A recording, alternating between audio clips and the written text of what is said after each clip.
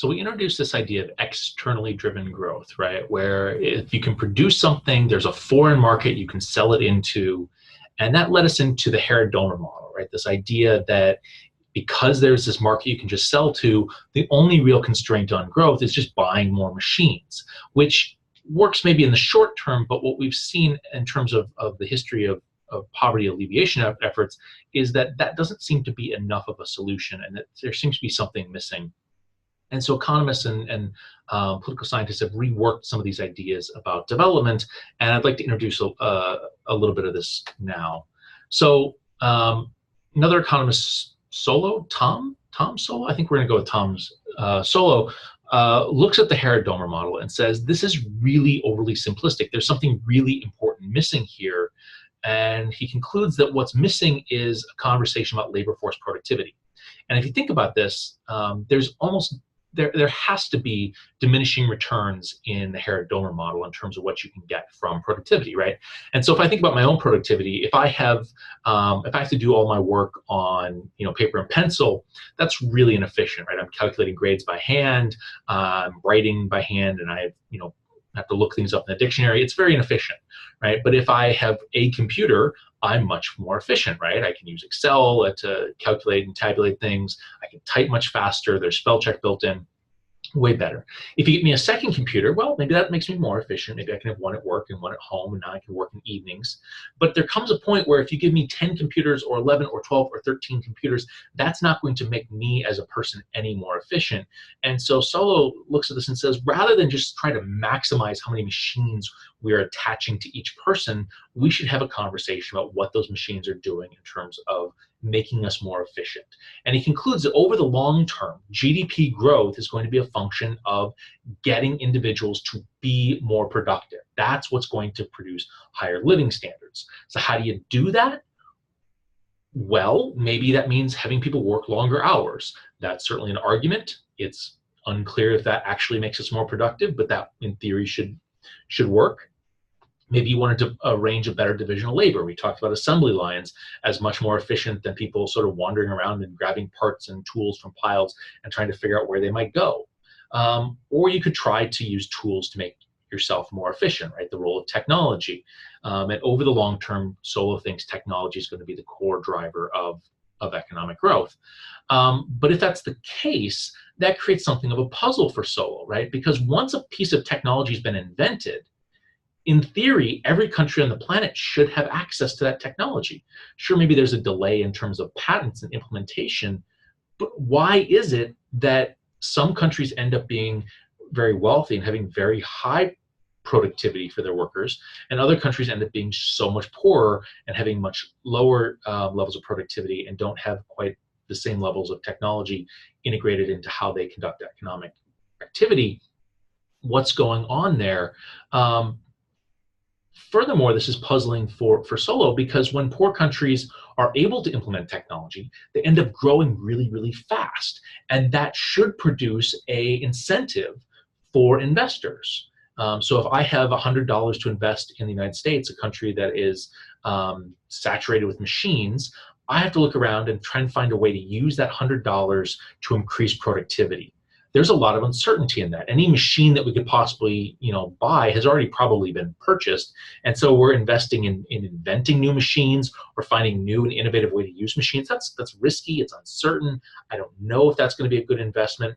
Whereas if I take my $100 and go to a developing country, if I find a farmer who's, trying to cultivate a field with a shovel or with an oxen, I know how to fix that problem, right?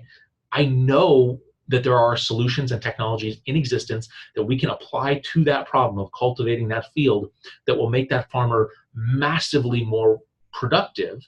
And that should be something that I can invest in and should yield a huge return on investment. In fact, Solow suggests that those differentiations in terms of levels of technology should be a huge driver of investment, that's where money should be flowing.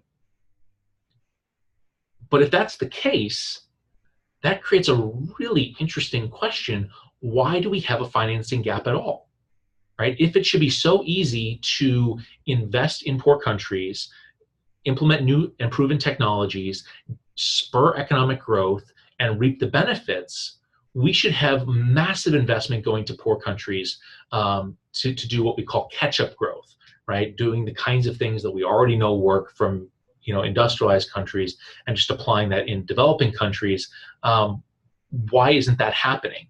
And there's a little bit of a story here. And if we look collectively at the global patterns of investment, we actually see more money going from poor countries into rich countries than from rich countries into poor countries, which is, again, not something that we would expect given Solow's argument about this idea of catch-up growth and opportunities to invest in these technology differentiations.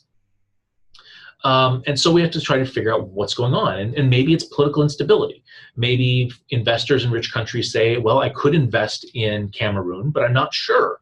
I don't know very much about Cameroon. Is Cameroon stable? Is it, likely to have a Marxist revolution that's going to seize my factory? Maybe I'd rather stay in Britain or Germany or the United States, where I'm fairly confident that things are going to remain pretty stable and there won't be a civil war, there won't be a revolution.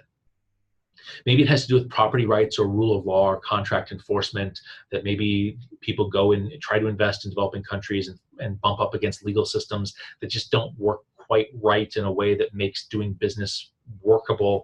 And so that after a couple quick tries, they say, this is too complicated. I can't guarantee that when I sign a contract with a supplier that things are going to work out, that things are going to be enforced. I can't trust that when I buy a piece of land that title that I get is the only title for that piece of land, and somebody's not going to come knocking on my door after I've invested millions of dollars and say, I actually own that piece of land that you think you have a title for. And maybe it's those kind of things that keep investment sort of at bay. Or maybe it's corruption. Maybe it's that you try to set up a business in a developing country and you find that the corruption level is so high that it cuts into profitability. I don't know. There's lots of these stories that have been put forward to explain why money moves from poor countries to rich countries. On the other hand, if we drill down a little bit further beyond sort of the headline trend of on average money moves from poor countries to rich countries, it does seem that there has been very targeted and very successful applications of investment in some big growing economies like China and India, where multinational corporations have moved in force, and have really pumped resources into those economies and really spurred the kind of growth that Solow would expect to see. And so we can see this in two different types of investment. We typically differentiate between foreign direct investment, which is investing in land, in building buildings and physical machinery and stuff, versus foreign portfolio investment, where you're bringing money in to invest in financial instruments, stocks and bonds, and the financial industry of that country.